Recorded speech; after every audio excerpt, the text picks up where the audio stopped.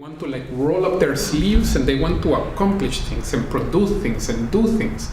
See if this is paradoxical. On the one hand, they lose the fear of death, but on the other hand, they value more physical life. They want to live, they want to produce. This happens because of course they realize I don't die with a physical death, so let me not worry about it. And they, value more life because normally during the near-death experience, even in the conversation with their spirit guide, they get a glimpse of what is their life purpose, of what was the initial intention and what they wanted to accomplish in this physical life. So then they come back, with a greater sense of direction. Yeah. So this, of course, is good. Now, more or less, just so as not to keep on talking only about that, but more or less the same argument that we were making before at the beginning. If all of this quantum leap in personality for the better comes to the person with one experience, the near-death experience, what could we expect if we can repeat that in a more safe fashion in an out-of-body experience? The potential, again, is almost unmeasurable. The near-death experience has certain characteristics that make it probably a little bit more, impacting.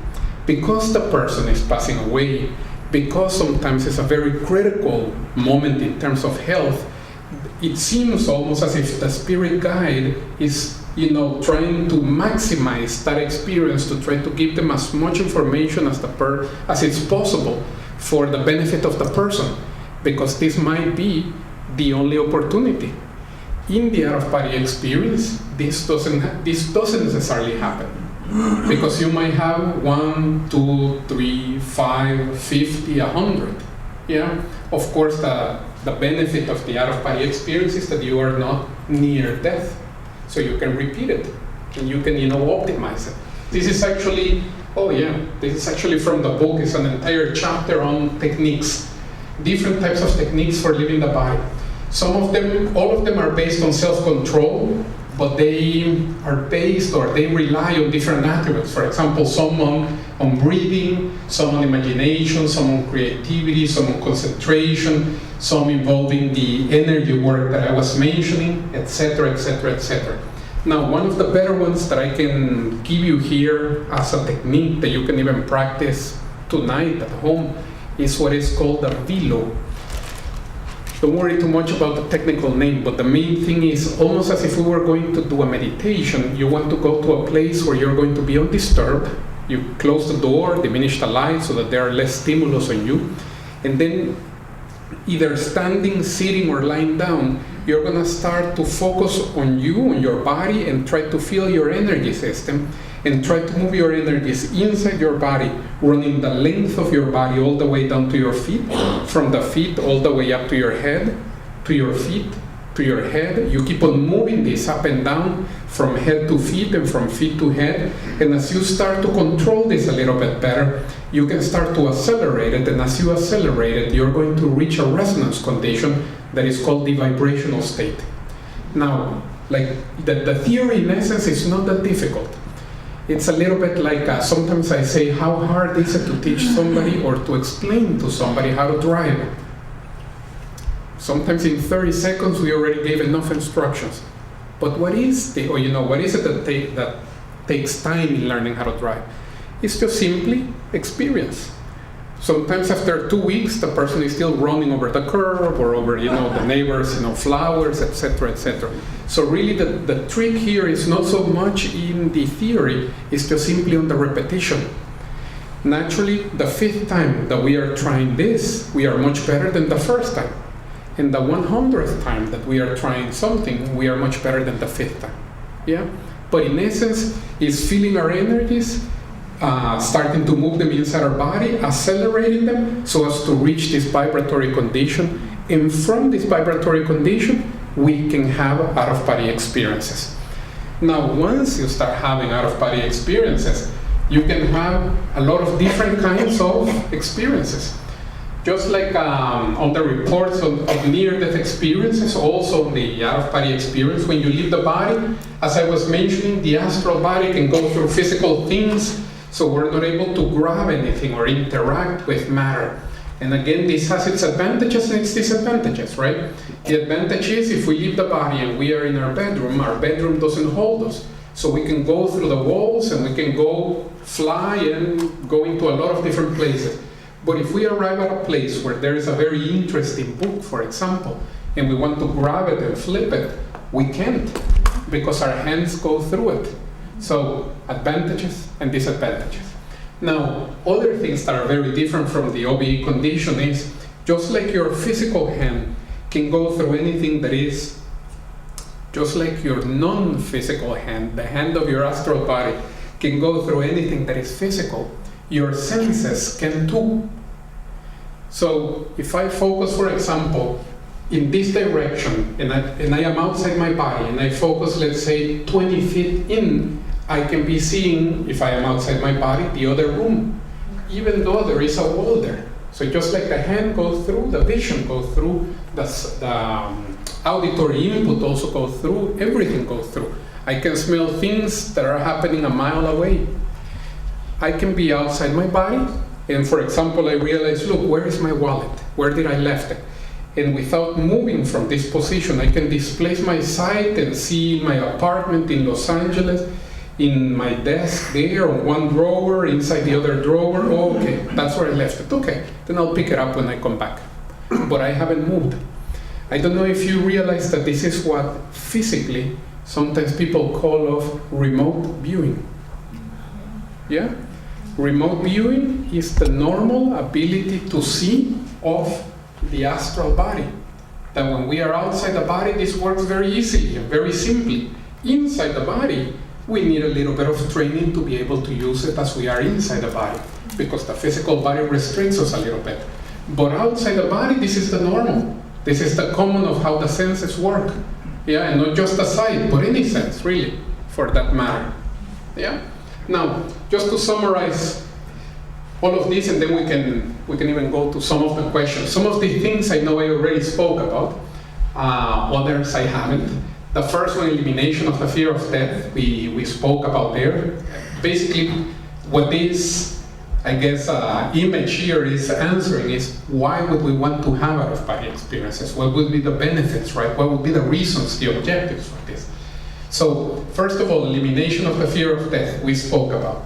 Now, assistance to others. I wish I had the entire week just to talk about assistance to others, because there are so many different kinds of assistance that we can do. And by the way, this book has a lot of different types and accounts of assistance that we can do. But let me see if I can give you at least one example of one that is a little bit easier to explain.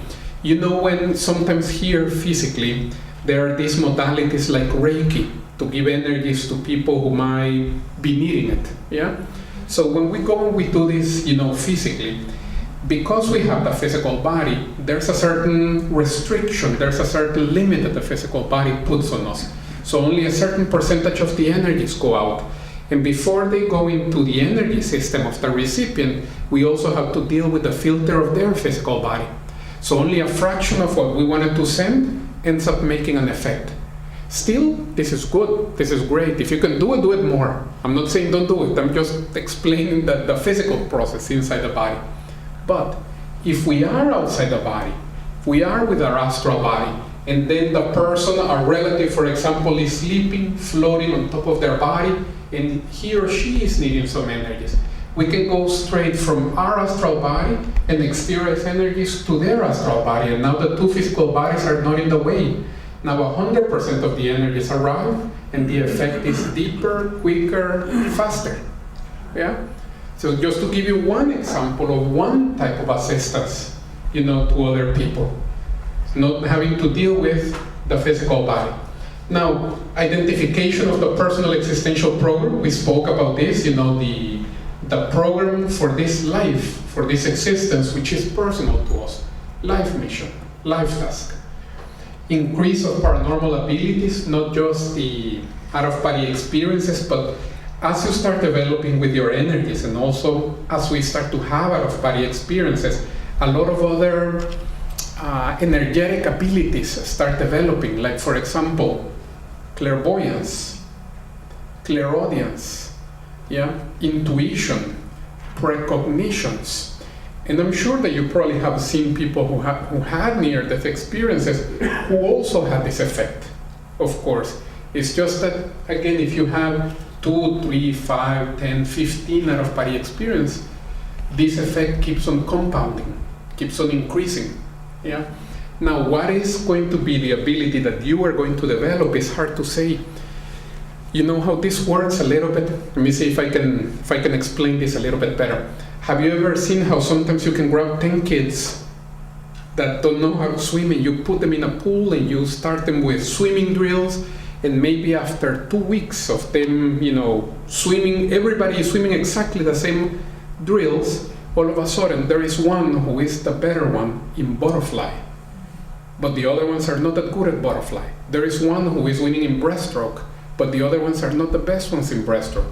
The other one is more endurance, the other one is more sprint, the other one is more backstroke. So each one of them, little by little, because of the predispositions in their body, they start to become more specialized in one specific thing. And sometimes, I used to be a swimmer when I was a teenager, sometimes, you know, the person who is the best in breaststroke, he wants to swim butterfly because he thinks that butterfly looks very cool. But he just doesn't. He can train more, but even then the other guy will win because his body is predisposed towards that. So why am I saying this? Because you start to develop, you know, energetically, and maybe you think, look, I would like to have more intuition, but maybe for you, you start to develop more clairvoyance because of the type of body that you have and the type of energetic body that you have, your biotype. But this is very hard to know beforehand. This you only realize when all of a sudden 1 or 2 of these start to develop a little bit further. Yeah. Now, past life recall, this as well, that we actually have a book that is helping me, you know, here, keep the projector at the right angle. Recollections of Past Lives. You probably have heard the mechanism of having recollections of past lives that is based on hypnosis. That is very common, right? But there are several other methods. Hypnosis happens to be one that works very well, especially in a clinical setting. But for other contexts, there are other methods or other techniques, other strategies that sometimes might be a little bit more effective.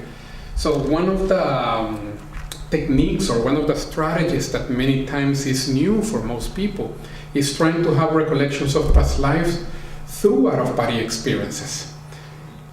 And by the way, I'm sure that you have seen this effect with people who have near-death experiences.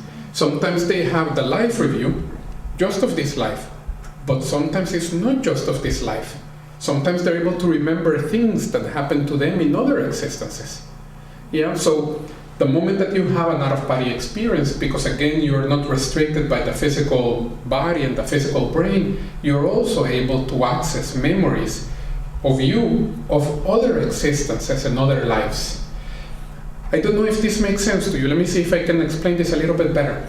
Notice that what happens is that the memories of other lives are not in our physical brain. And they never were. Because the physical brain was born in this life, and this physical hard disk, let me see if I can use this more technological analogy. If I cannot use it here, you know, I don't know where I can use it, right?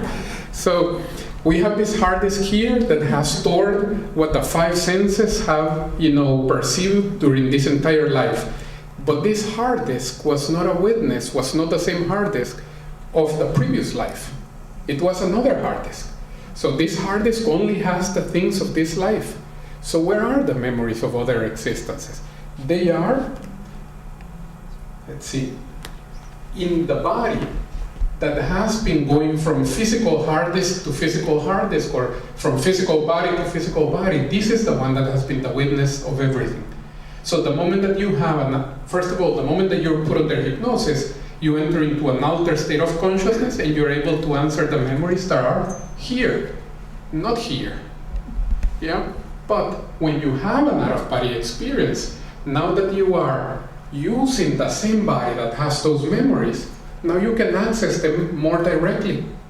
Because now you have the control, you have the ability, and you can do it, again, keeping within the spirit by your own experiences, by your own capacity. You understand what I mean? So it's the strategy of having recollections of past lives through out-of-body experiences. For many contexts, sometimes this is going to be easier, better. So we have an entire book, on this. Or do we? No, we don't, right? I see it here only in Spanish. Maybe not. Only for the ones that know Spanish. If not, you can order it online, by the way. I think we've run out of it. But continuing on here, just finishing here. Now, access to other dimensions. This also, I would need an entire week just to talk about everything that you can see outside the body. But by the way, this is also one of the things that sometimes we mention are one of the most spiritual things. Think about it. One of the most spiritual things is to get to know more directly the spiritual planes. And then if we have an ability that can allow us, not because somebody is telling you how it goes, but it allows us to go and see the spiritual planes and interact and have more contact, more direct contact, then great. We start to understand better the soul, the spirit, or the consciousness, or whatever name we want to give it. And I say this because all of us, I'm sure, all of you, have already read a lot. You probably all already have a lot of information. And then the out-of-body experience gives us the opportunity to put practice to all of that knowledge that we already have. So that the thing is not just, even though this probably is not the case with all of you, but so that the thing goes a little bit more from the theory into the practice. Yeah. Now, let's talk a little bit about dimensions, just to give you some ideas of the things. First of all, they can be very different from the physical reality. In the physical reality, something that we have, as I was sort of mentioning, is that we have this round planet that spins about its axis, and then at certain moments we are facing the sun, and at other moments we are behind it, and we call this night and day, and this organizes our life, right? We usually sleep during the night. See the effect that this has had throughout our entire life, this idea of night and day. I know we usually don't think about it too much, but it has been there constantly, every day. What I can tell you is that none of the dimensions, none of the non-physical dimensions has this arrangement in stars or in planets or spinning about their axis. So what happens is that in all of the dimensions, when you leave the body, life is constant there all the time because there is no night and day. So life is happening there 24/7 all the time. Notice how even the expressions need to be refined, right? We cannot say 24/7 because it's not 24 hours or 7 days in a week, because there are no weeks and there are no hours. It's just life constantly going on all the time in all of the dimensions. The physical dimension is everything that we can see even with our telescopes, with the Hubble telescope, all the solar system, galaxies, and as far as we can see, all of that is just one layer of existence. And then there are many others, many others, in the range of tens of thousands, probably. I cannot tell you that it's infinite, but it's very, very big. It's a very large number. Now, another thing, time is very different outside the body. I know sometimes even we might be responsible for this. Sometimes people, to simplify and to make things easier, sometimes they very, very quickly they say, look, there is no time outside the body. It's not quite like that. There is time. There is cause and effect, and one thing leads to another. Before the book falls, somebody must have, pushed it so that it fell. So there is cause and effect, and there is time. What happens is that the meaning of time is not the same that we have here in the physical reality. Time starts to lose its meaning, and it starts to become a lot more subjective. So let me see if I can explain this. I can leave my body, I go out, and I have an out-of-body experience that I would estimate that I was out 30 minutes. And then when I come back, obviously, I didn't take my watch or my iPhone. I'm not timing this. There's no way to time it. So this is something you did, things that you would consider, a half an hour went by. When you come back to your physical body, on your alarm clock, you realize that 20 minutes went by on your alarm clock. So you realize the relationship is about 1-to-1. Great. But the next night, you leave the body and you feel that you were out 2 hours. You did things that you would classify, or you would estimate 2 hours went by. You come back and the same 20 minutes went by your alarm clock. Now you realize that the relationship is not one-to-one. The next night you leave the body and you are out and you feel that you were out 6 hours. You come back and the same 20 minutes went by. The next night you were out a day. You come back and the same 20 minutes went by. And then you realize, depending on where you're going, the sense of time in different dimensions is very different from the sense of time here in the physical reality. So even though the 20 minutes here might not change, depending on where we went, it might be a lot more experiences, a lot more things packed into, the same 20 physical minutes. The relationship is not one-to-one, but there is time. Yeah. So there are many dimensions. Certainly, I would encourage you, to explore them. And probably the last two things, and even I'm going to add a third one here, are maybe again some of the most important ones. Just like with the near-death experience, that I think that the most important thing is not so much the phenomenon, but how much people grow, how much they become a better person, so to speak. So the same thing with the OBE. Now, greater spiritual maturity or spiritual development, an understanding of cosmoethics, and I'll explain this a little bit better. And a third one that I'm going to add here and explain all three is, which is a very big benefit, is that with the out-of-body experiences, you can go out, just like with the near-death experiences, and you can find these individuals who are more evolved, developed, positive, benign, and want to help us. And we have given them a lot of names, right? So we call them off spirit guides, masters, illuminated beings, beings of light, angels, helpers, mentors. I don't know us as a society or, as human beings, how many names we have come up, to be able to describe these individuals. So in an out-of-body experience, just like in the near-death experience, you can be out and you can be face-to-face with them. And you can consult things, and you can ask them things. If something is not clear, you can ask them to repeat it. They actually have a lot of patience, so you can tell them, look, say what? Come again, and they'll repeat it. To try to summarize a very big chapter in few words here, because this is a very big chapter, certainly. In essence, what they want is they want to give us information that hopefully we're going to decide to apply on our life, and that information is going to enrich our life. In essence, in summary, this is what they want. And for some of us, this is probably not your case, but for some of us who are a little bit more knuckleheads, they have a lot of patience and they will repeat it a second time and a third time and a fourth time, because some of us are a little slower at understanding certain things. This is probably not your case. So in essence, this is what they want. Now what happens is, as we are interacting a little bit more with them, we start to understand what makes them so much more evolved than us. I do this. I try to realize, how come there is this oceans of difference between them and me? And then as much as you can, you try to grab examples from their behavior and incorporate them into your physical life, which helps you as a model of spiritual development, of spiritual maturity. Yeah?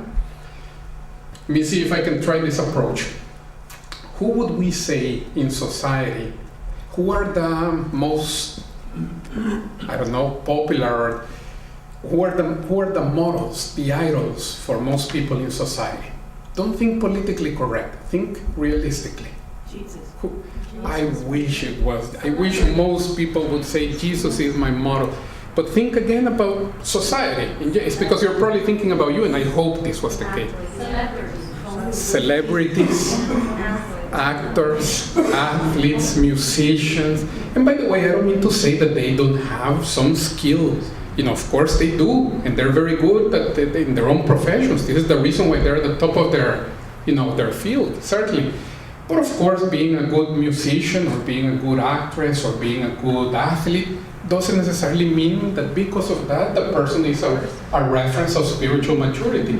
However, notice that people become confused by that.